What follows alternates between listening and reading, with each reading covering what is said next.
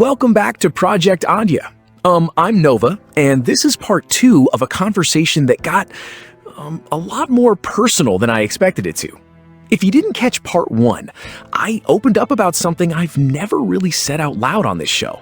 That underneath everything I do here, exploring consciousness and dreams and the subconscious, there's this constant tug of war in me between the part that demands proof and the part that already knows something before the proof shows up. We left off with Quinn about to explain something that, honestly, I've been thinking about all week since we stopped recording. The idea that intuition might not be the unproven half of my mind at all. Quinn, welcome back for round 2, and please, don't make me wait any longer. Oh, fair enough.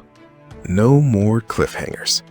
Let's get into it properly. So where does it actually start? What is intuition, if it's not just guesswork? Here's the reframe that I think changes everything once it actually lands. Intuition is not the absence of logic. It's logic operating at a speed and scale your conscious mind simply cannot follow. Let me break that down properly, because it sounds like a nice sentence, but the mechanism behind it is genuinely concrete. Your conscious mind, the part of you doing the analyzing, weighing evidence, building an argument, is remarkable, but it is also seriously limited in raw processing power. It handles somewhere around 40 to 50 bits of information per second, and it works sequentially, one step after another. A leads to B, B leads to C. That's actually a feature, not a flaw. It's exactly what makes it good at structured, careful reasoning. But it is a narrow channel, a single file line. Your subconscious mind is running on a completely different scale. It's processing millions of data points, all at once, continuously, without you noticing any of it happening. It's picking up on tiny facial expressions you never consciously register. It's tracking the exact tone shift in someone's voice. It's reading a room's atmosphere in ways you'd never be able to consciously list out. And it's synthesizing all of that in real time into a single output. And that output, is the gut feeling. That output is the gut feeling. It's not mystical noise. It's the final result of an extraordinarily complex calculation. One your conscious mind simply doesn't have the bandwidth to watch happening in real time. You just get the answer, not the working. That's the part that would have made my inner prosecutor object immediately a week ago. Because if I can't see the working, how do I know the answer is actually correct and not just a bias dressed up as certainty? That's exactly the right challenge to raise. And I want to answer it with something from your own world, actually, because I think it'll land differently coming through a lens you already trust. Think about a deep learning model, the kind used to identify malignant cells in medical imaging. Once that model is properly trained, it can identify cancerous cells with remarkable accuracy. But if you ask that model to explain, in a clean, human-readable sentence, exactly why it made that call, it can't. It has weighed millions of variables across thousands of training passes and arrived at a conclusion that is more accurate than any single, traceable chain of logic could produce. The output is real. It's reliable. It's just that the mechanism behind it isn't visible to the person looking at the result. So my intuition is running the same kind of process. Millions of inputs weighed in parallel, producing an output I can't personally trace. Exactly that. The gut feeling is the notification on the screen. And here's the part I think is genuinely important. When your logical mind tries to reverse engineer that feeling afterward, demanding a clean explanation before it will accept the result, it's not being more rigorous. It's just trying to manually reconstruct with a much slower and much narrower tool something a far more powerful processor already computed correctly the first time. That reframes basically every argument I've ever had with myself. It should. Because the war was never really logic versus intuition. It was a fast, high-capacity system being cross-examined by a slow, narrow one that assumed it was the only legitimate judge in the room. Okay, so if that's true, if intuition is genuinely this rigorous underneath the surface, what do I actually do with that? Because I don't think the answer is just trust every gut feeling blindly and stop thinking things through. No, and this is the part I actually find most useful in practice. Because it's not about silencing either side. It's about restructuring the order of operations. Start treating your intuitions as hypotheses, not as final verdicts and not as noise to dismiss.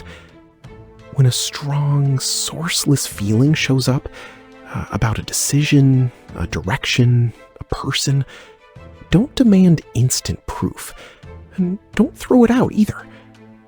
Let it set the destination. Let the knowing become the compass point you're aiming toward. Then bring in the logical mind to do what it's actually built for. Build the careful, evidence-based road toward that destination. So the intuition picks the direction. The logic builds the path. Exactly.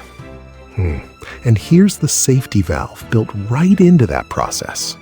If the logic, given honest effort, genuinely cannot construct a coherent path toward where the intuition pointed, that's useful information too. You reevaluate. But the key shift is that the prosecutor no longer gets to kill the idea at the door before any investigation has even happened.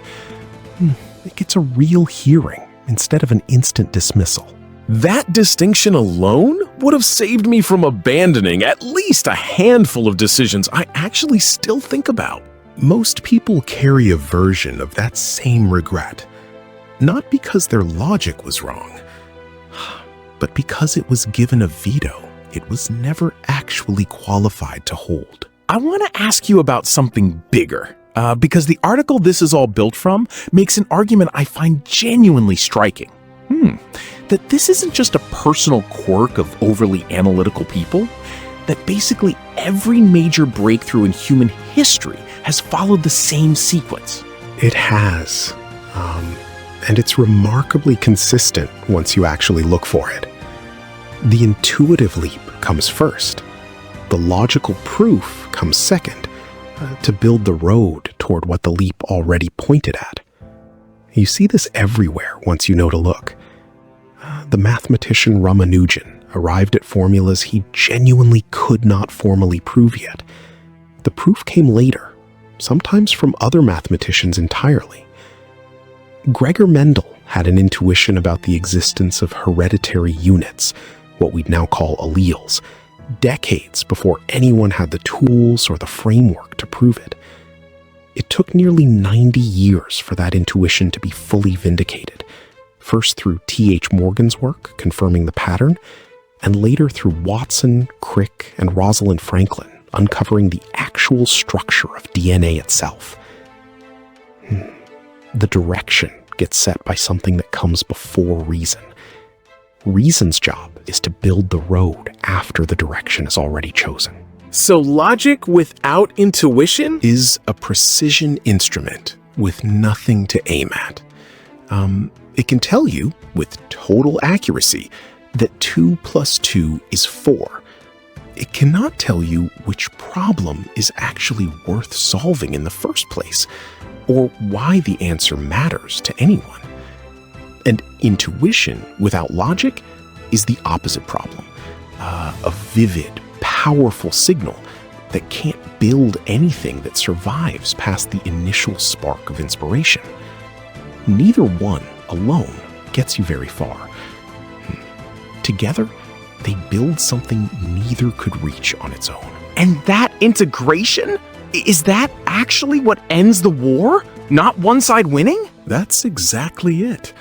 The war ends the moment you stop asking which one should be in charge, and start asking what job each one is actually good at.